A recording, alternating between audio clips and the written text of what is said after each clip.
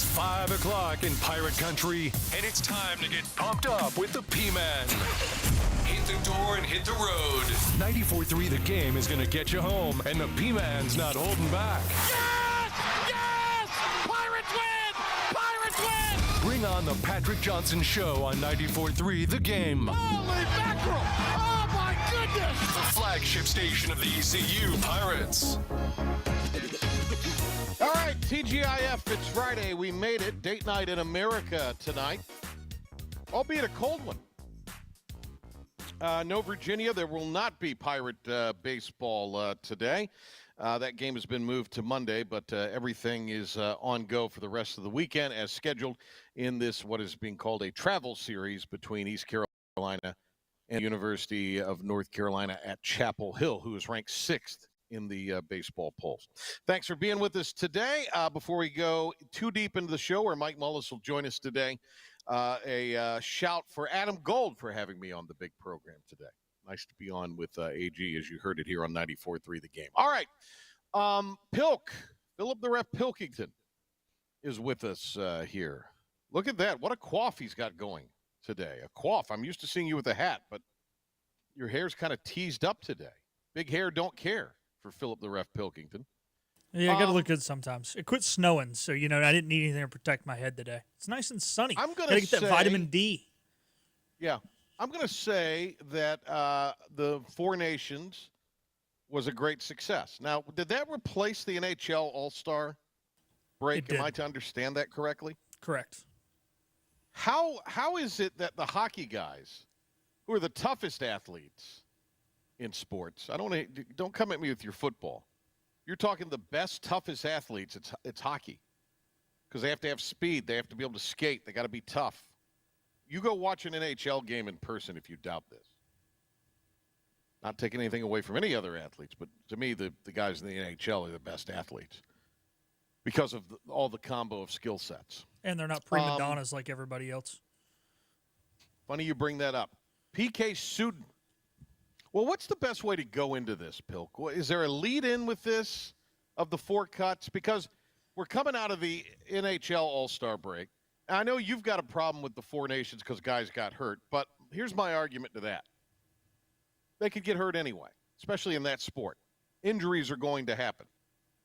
These guys are compensated well enough, and they have the medical advances in their midst that will allow them to rehab and heal and more than likely be stronger than ever when they come back.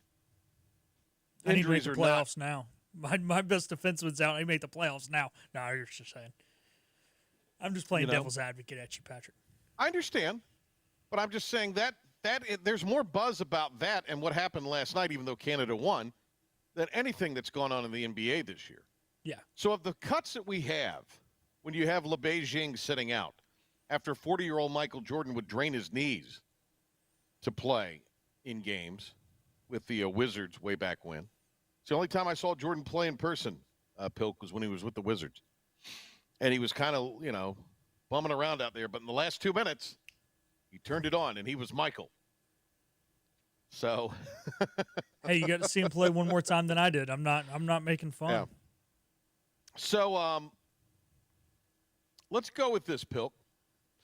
What out of these cuts where it's a combination of guys hacking on the NBA from the worldwide leader, and then I think it's Ryan Russillo. I don't know who he works with now. This is something he was on Bleacher Report, I guess. Yeah. Not Bleacher Report. Is it Barstool or something? Barstool. I think he was on Barstool. He was on one of the two defending. I'll be honest with you, I didn't even know who that guy was, so I titled that cut, "Is the NBA in Trouble?" because that's how it started. Everybody else I just titled with their name. I say we start with the PK cut because we're at least talking a little hockey here now, and then I think we can bridge it and then go to all just strict NBA on the back end. Is this from First Take? I think it was. Yeah. Yesterday it looked like, because this was clearly yesterday morning earlier this week, and he was at TD Garden, and they were talking about this. So PK Subban. Him too. One of the great spokesmen for the NHL, does broadcast now, was a great player in his own right for the Preds. He talked about the difference between the NHL and the NBA, where the NBA guys are paid astronomically more. In terms of the money, you're probably right. There is a lot of money. But once again, I ask the question, what are you playing for? Like, if you're really about it, if you're really about sports, then you're about two things, your teammates and the fans. And I'm sorry, it doesn't matter how much money you're making. When you do not show up to play, you're letting your teammates down. When you do not show up to play, you're letting the fans down that are paying you 40, 50, 60 million. I don't care if you're getting 300 million. Congratulations. But these people in here are paying $2,500 a ticket, $5,000, that are blue-collared, hard-working people. If you don't get your head wrapped around that, you shouldn't be in pro sports. Because how are we going to grow? How do we expect you to be an example? Well, guess what? You don't want to be? You are one. You're on the biggest stage. You just said it. They make the most money. You're an example. You got to show up. You got to take that on. I'm sick and tired of making athletes greats, all-time greats, that aren't the best examples. Those are the people that we want our kids to follow, that we want athletes to follow. That helps us in our game. Stephen A., you want athletes to be educated on this and understand this. They got to understand the importance of showing up to the All-Star game and being on the court. And playing banged up sometimes. And playing injured maybe at times. Thank you. And participating, because here's the thing. Because you're making 100, 200, 300 million, you should be out there banged up. You should be. That's why we pay you, is to max out. We talk about greatness and it being the longevity of somebody's career. I don't care if you play 50 years. I want your best 10. I want you on the court dominating. I want you to go all out. I want Michael Jordan. I want Kobe. That's what I want in every sport. That's the guy that I follow. You're a different version than that, you don't get my respect. You heard Screaming A there. I'm incredibly familiar with North Carolina. All of North Carolina. Like the triad he's familiar with. Yes, and Charlotte. Not all of North Carolina. Maybe Charlotte, maybe a little bit of the triangle. Certainly not all of North Carolina. Screaming A. Look, Subban is right. He's 1,000% right. Whatever the hell his name is, he's right. Yeah. I agree wholeheartedly. Pilk? Yeah, when you look at this, right, sports is entertainment. And if people are paying money to see you play, you need to play. Yes, it's your body. Yes, it's your life. But when you signed, you didn't have to become a pro athlete. Just because you had the talent doesn't mean you had to go do it. When you decided to do it, when you decided to have people pay thousands of dollars for tickets, subscribe to all these ridiculous streaming crap to watch you play, go out of their way to watch you play, and then you don't play? Look, I've been to an NBA game where the Hornets were dog water and the team coming in was playing their third game in 4 nights and rested their starters because they knew they could still win. And you pay big money for these tickets, and then these guys don't show up. Or they do show up, we're going to get into this in a second, in an all-star game, and they go out there and they goof off. I mean, those guys played their rear ends off for 7 games of the 4 nations. They didn't care if they got hurt. They didn't care that it wasn't getting paid or that it couldn't help them win a Stanley Cup. They busted their tails. Pilk, I'm going to let you narrate the next couple cuts here. I've got to deal with somebody that's here at the Casa de Johnson at the Working Man's Beach. All right. But the point is taken here. So I'll let you narrate it from here on what we got next. But the point, you couldn't have said it any more beautifully, by the way. So take it, Pilk, on this, and I'll return here to the air chair in just a second. Well, I appreciate it, Patrick. So now we're going to hear, this is actually from a couple years back, but it's Kendrick Perkins. It's just talking about the players resting. This is getting a little away from the all-star game itself. And Kendrick Perkins normally goes on TV and says dumb stuff. We all know. But this may be the smartest thing Kendrick Perkins has ever said. And look, he played for my team, and I still don't like the guy half the time. But here's Kendrick Perkins talking about just the resting in general. A lot of times it's that 3 games in 4 nights type deal. You know what? I hear all the old school guys, all the guys that played for us, and they call our league soft, right? And not just from a physicality standpoint, but from a mental standpoint. And I said this the other day when I was talking about the Atlanta Hawks. And guys today, when it comes down to their mental toughness are softer than funeral home music. And when I say that, Molly, I say that to say this. It's starting to get beyond disrespectful, not only to the fan base that's out there, but it's starting to get disrespectful, where it is disrespectful to the guys that paved the way for guys today to be getting paid $35 to $50 million a year. Okay, you had guys like Bill Russell and Larry Bird and Magic Johnson and Isaiah Thomas, Kobe Bryant, Kevin Garnett, Dirk Nowitzki, Tim Duncan.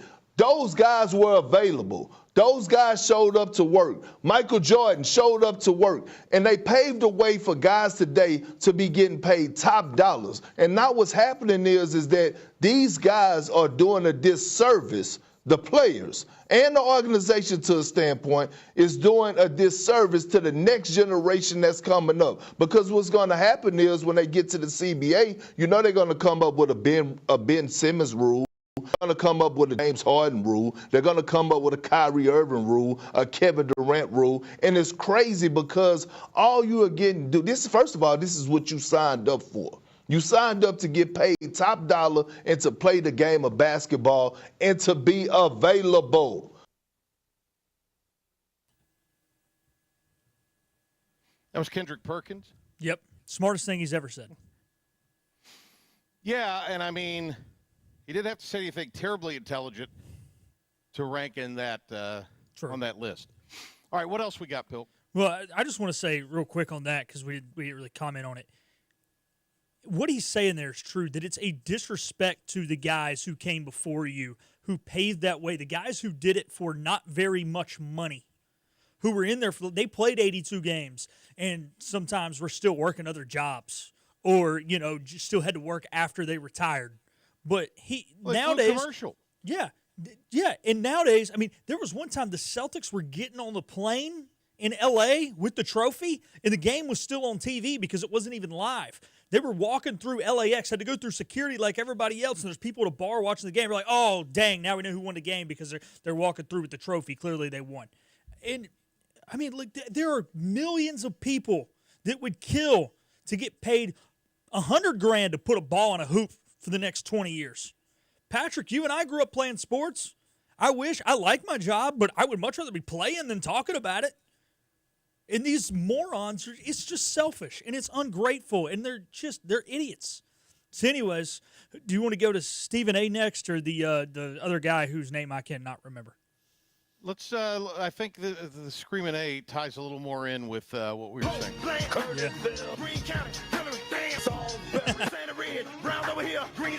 The mashup between PD Pop and Screaming A. All right, what do you got? Here we go. It's an absolute travesty. I wouldn't give a damn if the NBA canceled the All-Star Weekend festivities. It's that bad.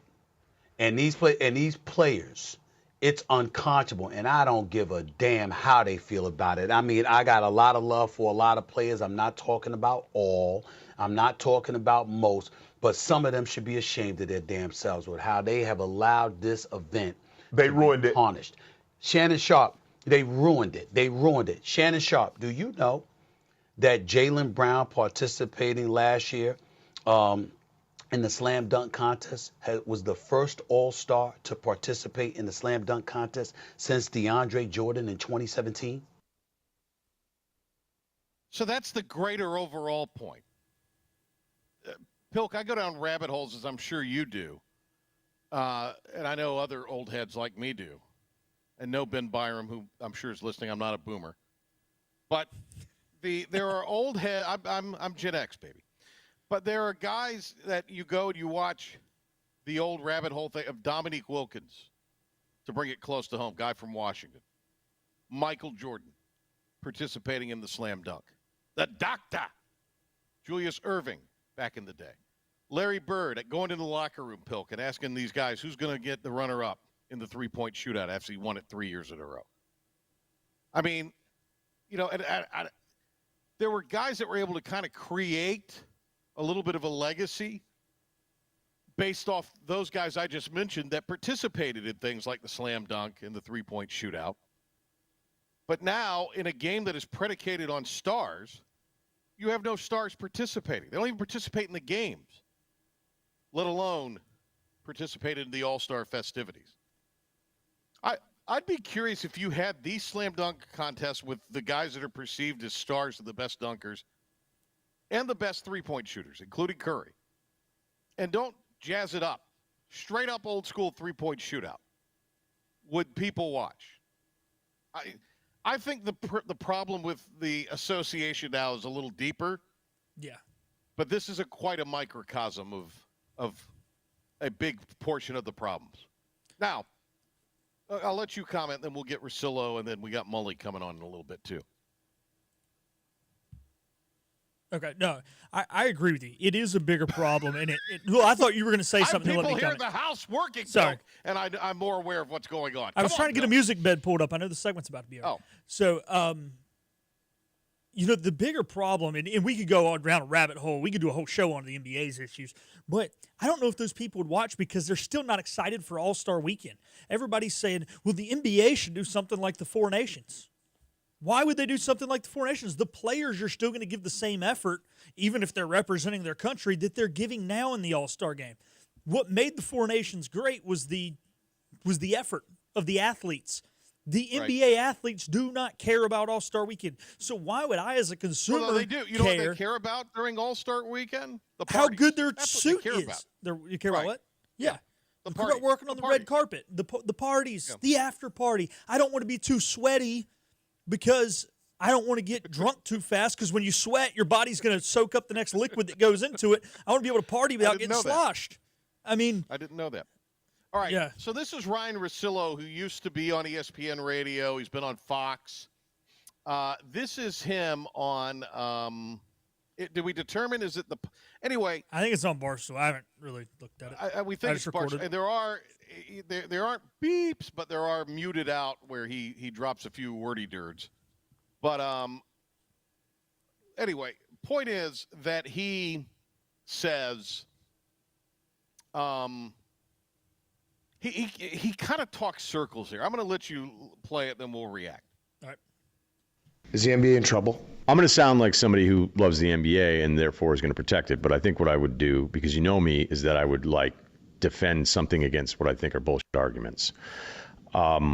One, the first ratings quarter that was destroyed by everybody went up against all of our election coverage in the most important election of our time. I think the three-point thing, even though there's nights where I kind of feel that way, I also don't miss Mark Jackson post-ups that took 17 seconds. Yeah. I think whenever people start comparing all these clips of what it is today, what it is back then, every Jordan clip looks awesome. You know what? There was also a million other games that Tuesday night that sucked and weren't as visually appealing as that clip. And why are we comparing that clip to a full slate of games on a Tuesday? Look, if you tell me, all right, Ryan, compare the finals to 10 years ago finals. Well, am I comparing it to LeBron and Steph in that window? I mean, we're also talking about LeBron and Kawhi. We're talking about Steph going up against LeBron in that one where everybody kind of got hurt in the entire series. So is that the best way to do it? I'd also ask people, have you ever cared about sports or games or teams, today the way you did 20 or 30 years ago? Right. But do you care about movies the same way? How many times do you go to the movie theater this year? How many times did you used to go? Is there an appointment viewing on television? Is there anything that's like The Sopranos? So many options. Yeah. Right. Remember The Sopranos? You stopped what you were doing. You made sure your food my TV went out. Right. Watched it live. You made sure your food was ready to go, whatever you were grabbing. I'm sitting, nothing is disrupting this moment. I don't know if those moments exist anymore. So Russillo is throwing as much BS to the wall to see what sticks. Well, we no longer appointment. Because here's the thing I would say. If you go 80s through the end of last century, even in years where it got bogged down and the Knicks were playing and the Pistons were playing this 87, 83 brand of basketball, even then, the curve on the whole for a 15-year period was more aesthetically pleasing and memorable and better and more competitive basketball because the guys tried to play in 82 games, et cetera, and they played hard every night. Versus now, we've left the point where you start to play hard in the playoffs. Guys don't play hard now till you get to the couple games into the regional or the conference finals. Really, right? That's the only time guys play hard now. Or at least unless it's game 7. Yeah. Prior to that. But other than that, they're not playing hard. No, So you get a couple games in on the conference final. You're 100% right. Now, he mentioned that there. He said, well, Jordan would have this great highlight. There'd be other bad games, right? Let's just be honest. Basketball. No, because all boats rose with the tide. Yeah, they did. But here's the thing. I will say basketball is more susceptible to blowouts than the other three sports. It's just how it is.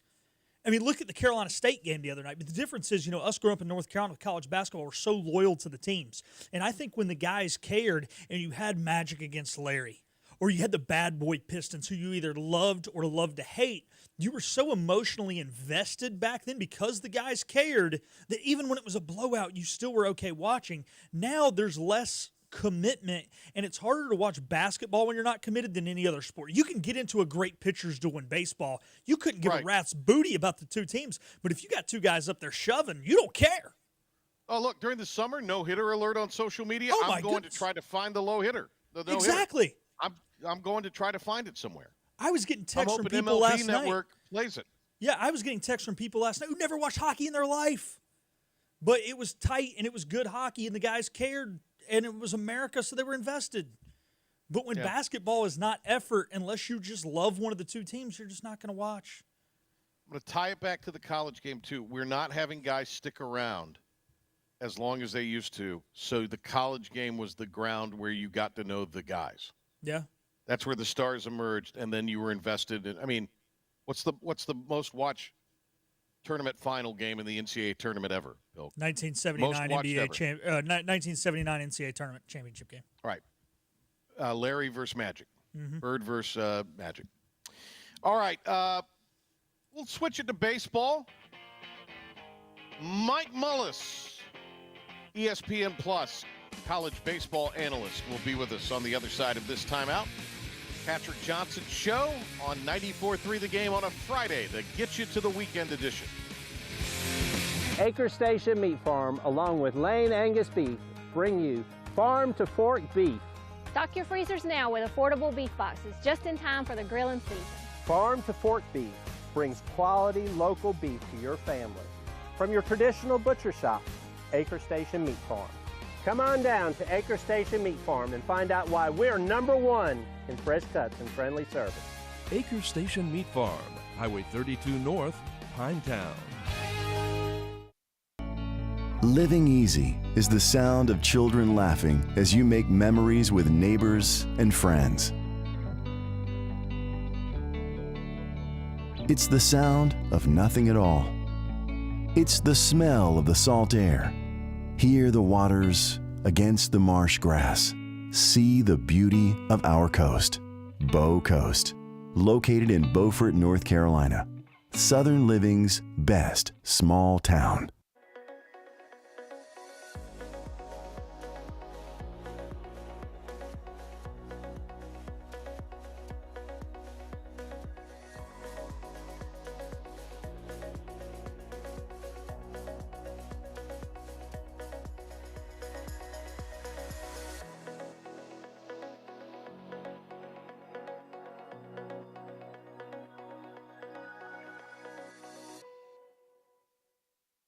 Other restaurants claim their food is fresh and fast, but are they friendly? At Moore's, you're treated like family the minute you walk into their doors. With locations in Winterville, New Bern, Swansboro, Morehead City, and Jacksonville. We've been practicing what we preach since 1945. At Moore's, our barbecue is slow cooked and smoked over real wood daily until it's so tender it's falling off the bone. Combined with our fresh chicken, cooked-to-order seafood, and homemade fixins, we're sure you'll agree. If it's not Moore's, it's less. This is about you, your family, and the health of all who live in Eastern North Carolina. This is about the transformation of a health system into something more powerful and more human, about creating new ways to treat disease and keep you well. This is about ECU Health, which is to say, it's really all about you. ECU Health. Minds, hearts, purpose. Your roof is a vital part of protecting your home and family from dangerous storms and hurricanes. At Assist Roofing, we install and maintain metal roofing that provides precise protection. Add value to your home while lowering utility costs with a fortified roof to last a lifetime. With 0% financing, grants, and Energy Star Green Roofing tax credit available. Call us to schedule a free consultation so you can weather any storm with confidence. Have you noticed he's in his own little happy hour? We're back to the Patrick Johnson Show on 94.3 The Game. This is the happy hour program. Here's the P-Man. All right, welcome back. Great P-Man here with you. Pirate baseball not being played on this Friday because of the wintry weather. Let's welcome in a man who will be calling the game on Monday at 5 o'clock on ESPN+. He is the one and only, the coach, Mike Mullis, joining us here on the Patrick Johnson Show. Mully, did you dig out of all did you skate into the office today? That might be the more appropriate question. Did you skate in? Yeah, it's still a little nasty, man, but it is therapeutic to see the sunshine. So I think we're rebound nicely and look forward to a good weekend of baseball. We'll have to wait our turn to get that home game in, but I think that was probably the right call on lots of fronts. I mean, let's face it, it's 32 balmy degrees here in Greenville right now. So game time, just from a temperature standpoint, could have been rough. So let's, before we get into the UNC series, talk about the first four games. Pirates are 2-2. They take 2 of 3 from George Mason after winning the first game, or dropping the first game of that doubleheader last Friday, and then lose after having a lead in the late innings by a run for the 5th straight time to the Camels. So 2 games in, and everybody's hit the panic button because it's a 500 record instead of a 3-1 or 4-0 record. So we're not going to use the Y word, but obviously this is a team that you would think, as they gain a little more game innings logged, a few more ABs as the year goes on, has the potential to maybe be a little more seasoned at the plate. Very, very diplomatically put there, PJ. And we've heard Coach Godwin would prefer to refer to this group as talented, which they are.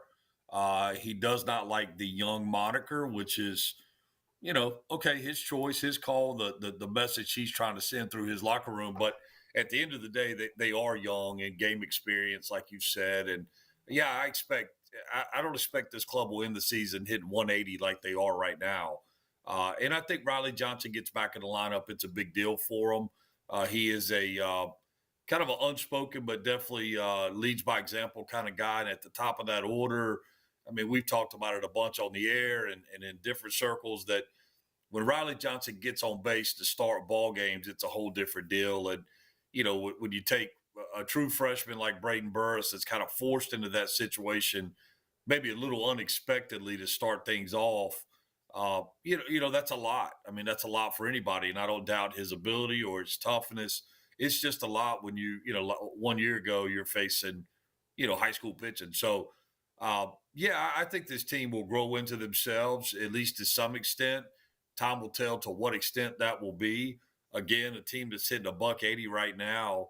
I don't see that being the final number by any stretch of the imagination for where this club is offensively.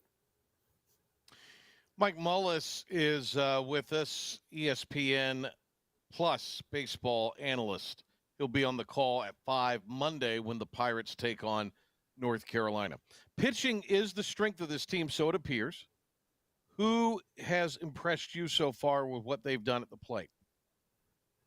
Excuse me, on the mound. Man, I'm sorry, on the mound. Yeah.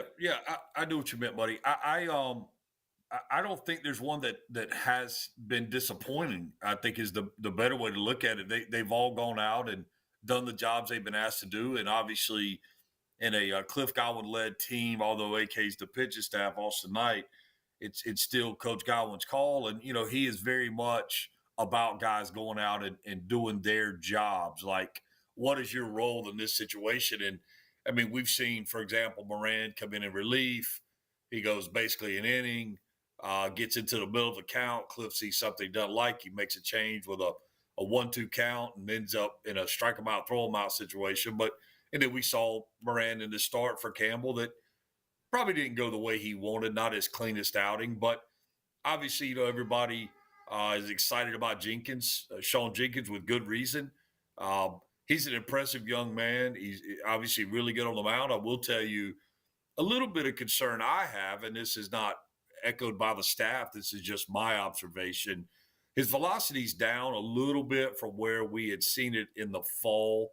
I've seen him up 95, even 96 a handful of times. And, his last outing, a lot of 91s and an occasional 92. So hopefully that's just part of his ramp up and him kind of rounded out into form. And, the weather has bearing over that and different things. But even with that being said, and by his own admission, he didn't have his best stuff in his start this past Saturday, but still managed to only give up one hit, although it was a fairly loud home run. But nonetheless, he had what to do to keep the Patriots in check, and again, only give up one hit. So, Norby was good. You take away the hit by pitch, the three situations that occurred in, and those runs, it just seems like, PJ, in this game, the game of baseball, those free passes, man, always come back to haunt you. And we saw a couple of those score and be the difference in the game. So, but all in all, man, I think the guys have done what they needed to do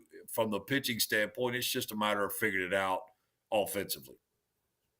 Only 2 hits against Campbell. This goes back to the conversation we were having that the talent will be more productive as they get more opportunities. Tough start. Look, Cam, I think I'm as shocked as you were that Campbell played at the level they did, because we just thought, coming back across the country, bats didn't look good against UC Santa Barbara, who's got really dynamite pitching. That this all the ingredients were there if Campbell had laid an egg. Instead, they kind of gutted their way through.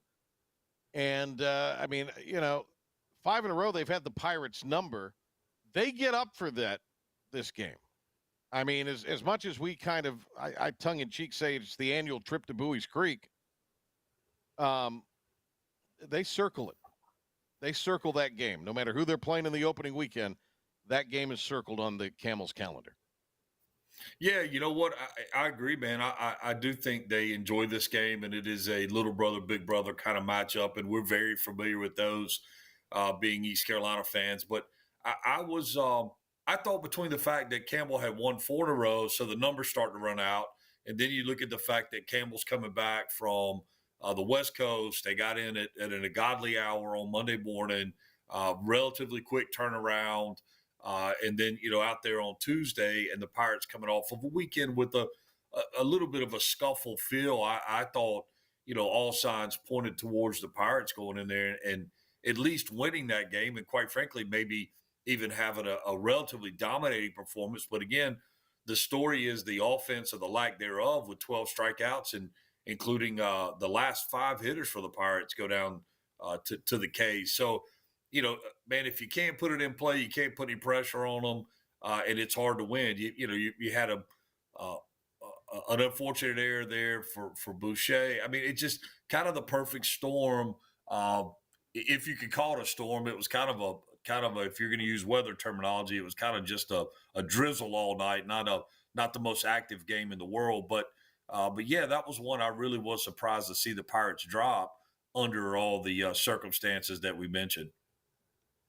Mully, you got North Carolina this weekend, number 6 at some polls. They're coming off of the College World Series appearance. They sweep Texas Tech to start the weekend. First game on a neutral field tomorrow. Does that change the dynamic, or with North Carolina, is the talent going to talent?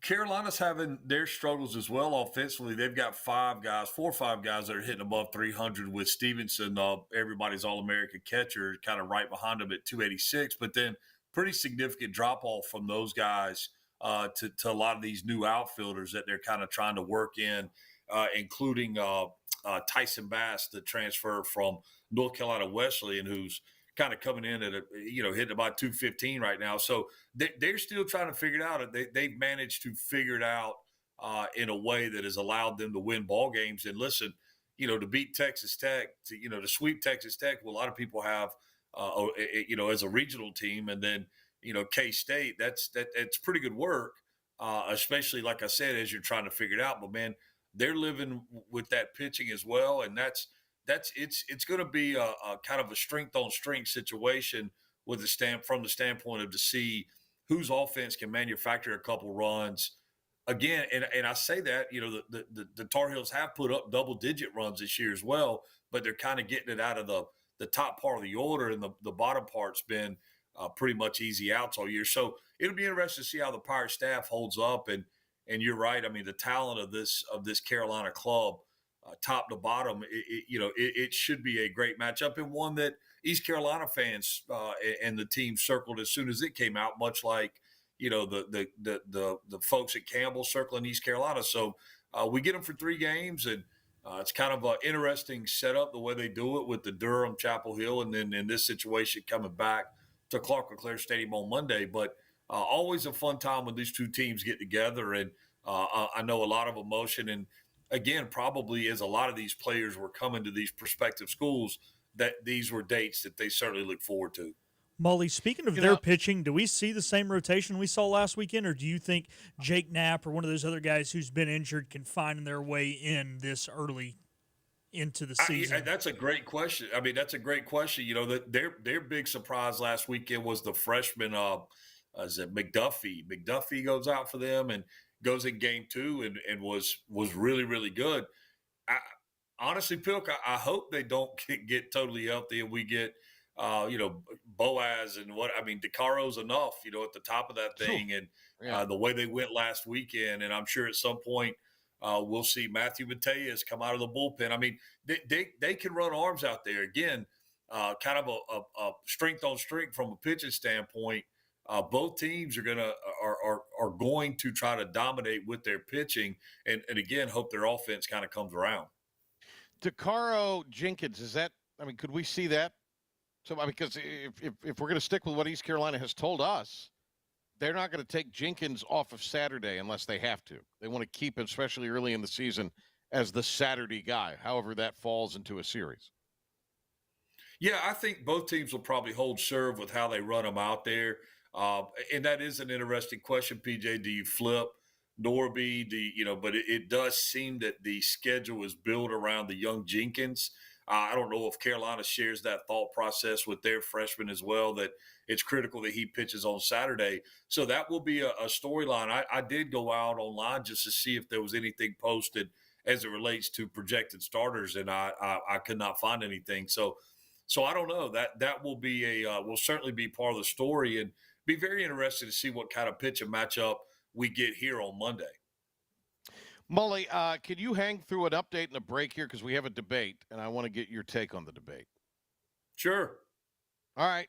The great Mike Mullis hanging with us. We'll talk a little more ECU UNC, and we'll talk about the college baseball season as a whole, and we'll embrace the debate with Mully. Right now, though, here is Philip, the ref Pilkington, with an update. Thank you, PJ. It will be a busy weekend in Pirate athletics. Softball has all been canceled for today. They'll be back in action tomorrow, hosting the Pirate Invitational. Games will begin at 10 a.m. between Loyola Chicago and Boston College. The Pirates are slated to play games 3 and 4 of the day, which are said they're going to start around 2 and 4 o'clock, probably be a little later than that with the early games going a little long. Baseball, obviously tonight we're not actively playing, so there will be playing Saturday through Monday. Saturday's game on 94.3 The Game. Same thing with Mondays, but Sunday there's that overlap of basketball. So Sunday will only be on 103.7, Speaking of basketball, they'll be in action on 94.3 on and at home on Sunday afternoon at 1:30 airtime at 2 o'clock tip. Women's basketball will be at home on Saturday at 2 o'clock. So busy weekend in Pirate Athletics. Everybody at home in some way or another except for the lacrosse team. Elsewhere, into the NFL, 9-time All-Pro Zach Martin has retired. He finished his career with 9 Pro Bowls, 7 first-team All-Pros, 2 second-team All-Pros, and get this, 7 holding penalties. What a career for Zach Martin, and he is hanging it up after 11 years in the NFL. Four Nations came to a halt last night as Connor McDavid scored one in overtime to defeat the United States and give Canada that 3-2 win in the first ever Four Nations tournament. That'll do it for our sports update and Pirate Report. We're going to take a time out here on the Patrick Johnson Show. Be back with more of Mike Mullis on the other side. Hi, I'm D.R. Alligood. And I'm his daughter, Jessica. For 11 years, we have built quality driveways and parking lots for both your residential and commercial needs. We also offer free on-site quotes to have your custom driveways built the way you want. 252-946-1227. Looking for a great deal on a new Nissan? At Greenville Nissan, we've got a great selection of new Nissans for under $30,000. The stylish Nissan Sentra, offering top-notch fuel economy. The Nissan Altima, known for its comfort and technology. The Nissan Kicks, the perfect combination with its compact design and performance. The Nissan Versa, delivering incredible value without compromising on features. And don't forget the Nissan Rogue, an award winner for 10 years in a row. Drive it home just for $22 down and $349 a month. Visit GreenvilleNissan.com today. Greenville Nissan, where we drive to serve. You know what the problem is with standard belts? Usually you have to choose between too tight or the opposite, too loose. But with Anson Belt and Buckle, you don't have to choose. We got rid of the holes and instead have a track system designed for micro-adjustability. That way you can enjoy a perfect fit every time. Anson Belt and Buckle. Find your perfect fit today.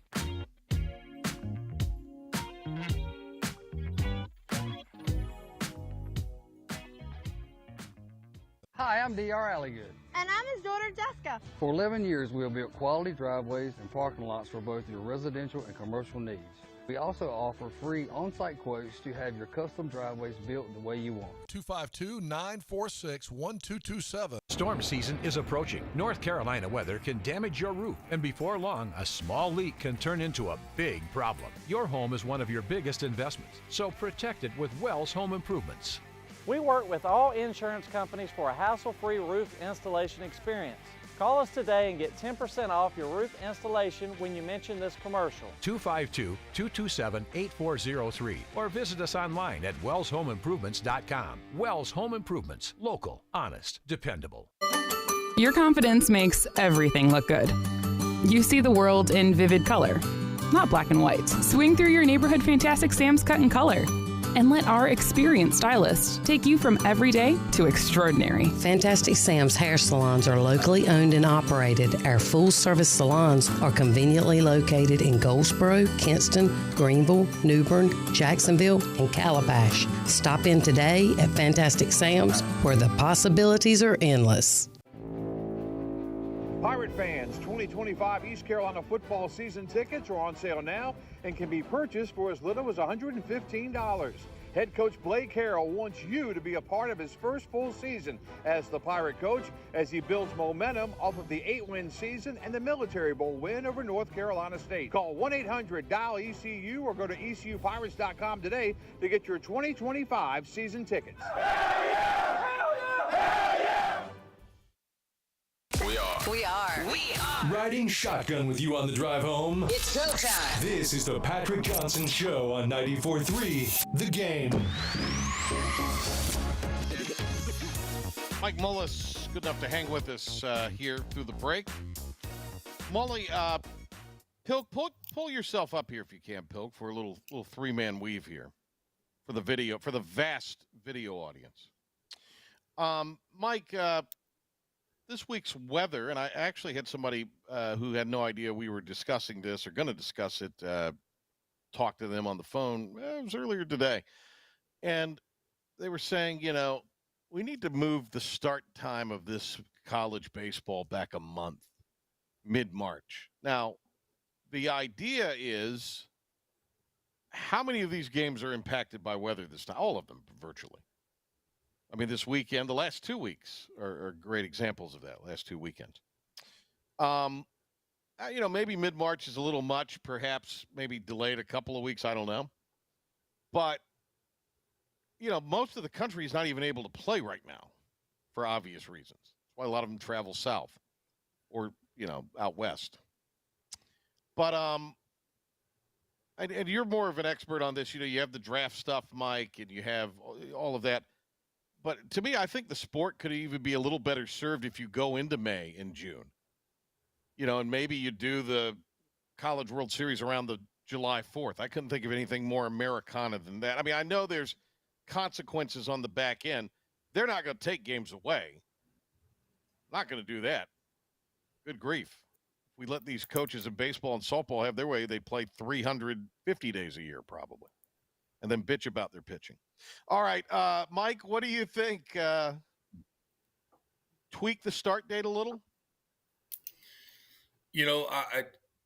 The back end of doing that, there's a lot of cost that will be incurred from the standpoint of potentially housing players, dining facilities that close in the summer. There are things that would have to change logistically to do that.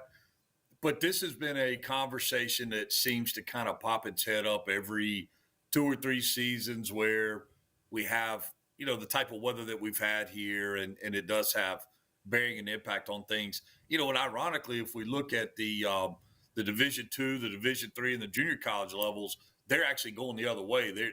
They're starting, end of January, 1st of February. There's been some argument about, playing in the fall, playing it, flip the season and try to take advantage of coming to school in August. But then the question becomes, how do you manage your incoming guys? And can you imagine our club rolling out there with the lack of game experience that they have, and maybe having 2 weeks to acclimate and then roll right into trying to play? So, I don't know that there is a perfect PJ.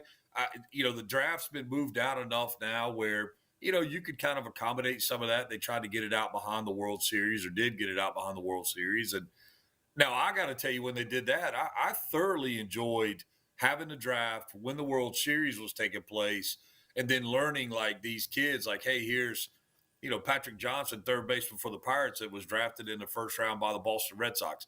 I always thought that was a cool thing, but I also understand the other side of it. But man, I look, it's if we were fortunate enough to get next week's weather this week, we wouldn't be having this conversation, and that's just part of it this time of the year. I texted you 2 weeks before the opening schedule. So 3 weeks ago yesterday, when it was 80 degrees and sunny, it said, boy, wouldn't this be great in a couple weeks? So, I mean, that your point is taken. Pilk, I know you're chomping at the bit. Well, biasly, I want it pushed back because it's a lot of work on us when basketball and baseball are going on together, and I want to go to the Daytona 500. So let's full disclosure, I'm biased. But no, everything Mully's saying is legit, especially with when you think about the housing. And Patrick, you and I were talking about it the other day off the air. Do you take away kind of the summer break of the kids if you're pushing it back into July? They're playing ball anyway in the summer, most of them are, though, right, Mully? True. It's a good point. They're playing the wood bat leagues. So I think, a week, maybe 2. I think if there's a way you could push it back maybe 2 weeks and then maybe take a week off the season and you just kind of play more. And I know this is not ideal to play more Tuesday, Wednesdays, but you just have more midweek games. Maybe that would work out. I know the coaches wouldn't love that, especially because not very many teams have deep staffs. But you don't want to be going all summer long. But also, I do get the point of it can always rain, right? Especially half these tournaments are going on in Florida. When does it rain in Florida? Between January 1st and December 31st, it rains.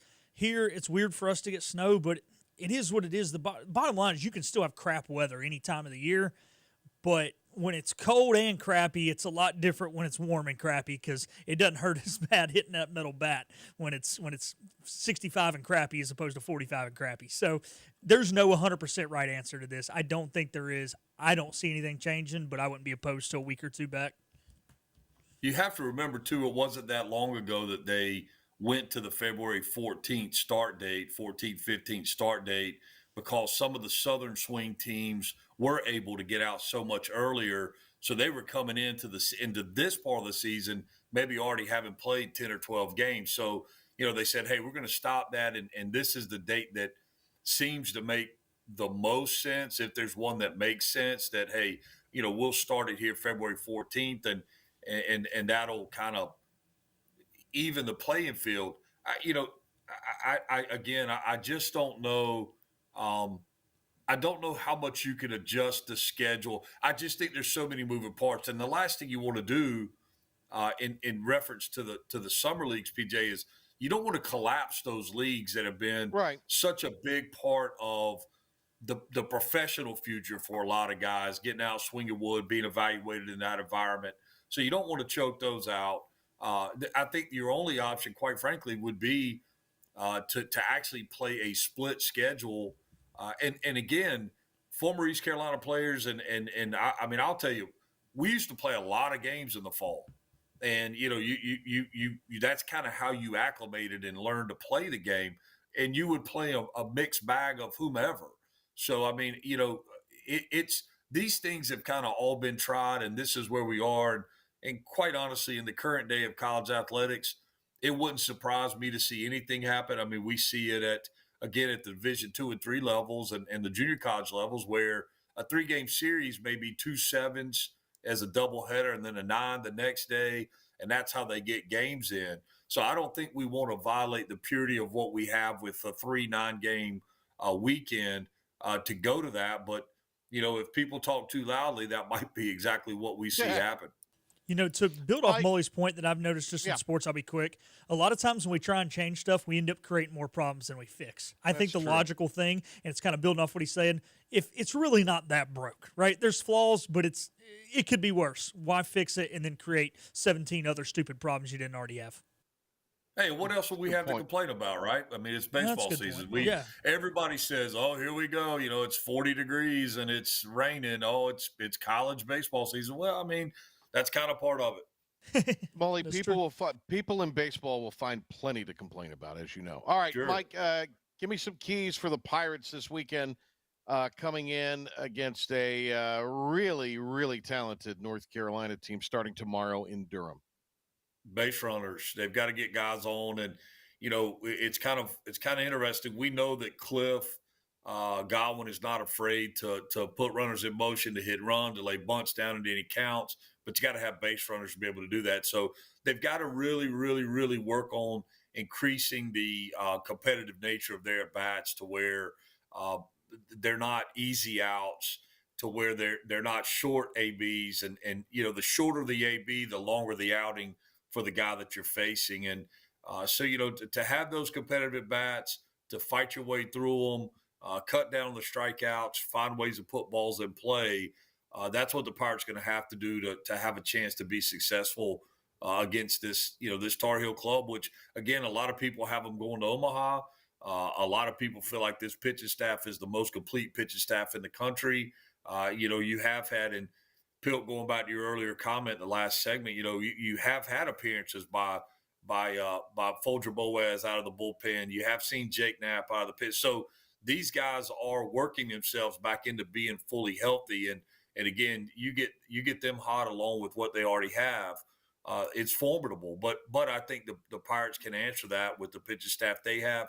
Same situation. Got a couple guys that they're trying to get healthy. Probably will not help them this weekend, but as it relates to this weekend, again, the key is competitive ABs, find your way on base, and then just make the Tar Heels get the outs.